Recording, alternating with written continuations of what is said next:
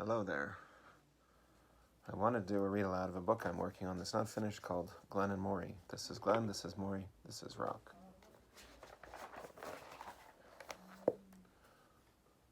One day, somewhere in some place, Glenn and Morrey were having a talk.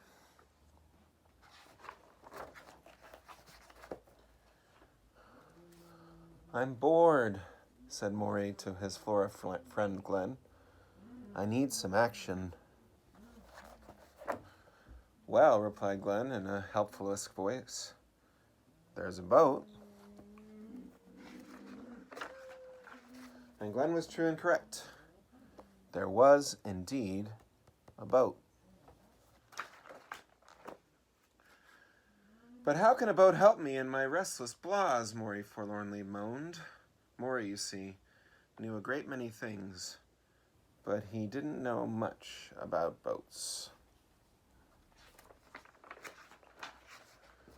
All he knew was that boats were big or small, or woodsy or not, and mostly liked to hang out in clumps at the edge of the still big water. But before Glenn could educate his friend about the greater purpose of boats, oh, how Glenn loved knowing things that others did not.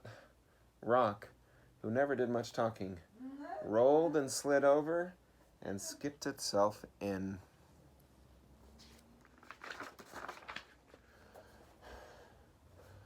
Following their brave friend, Glenn and then Morrey hopped into the empty boat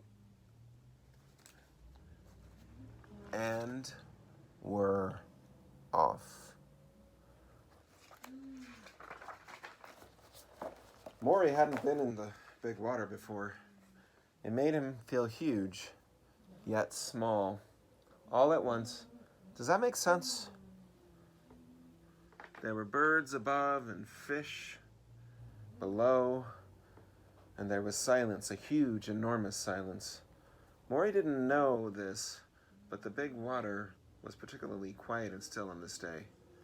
It was certainly different and new, but not maybe the excitement Morrey was looking for. Glenn, on the other hand, was quite content. It was almost as if Morrey and Rock were not there at all. He found himself contemplating the nature of plants.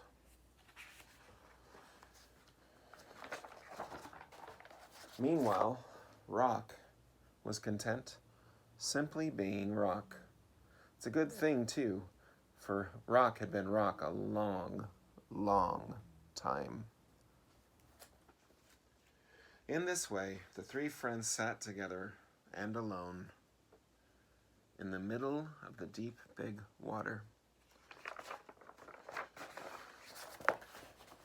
And it might have continued this way for a long, long while, but the big water had other ideas. And that's as far as I've gotten. So tune in, because I'm going to try to work more on my book and maybe revise later. Hope you enjoyed. Happy day to you all. Love you. Bye.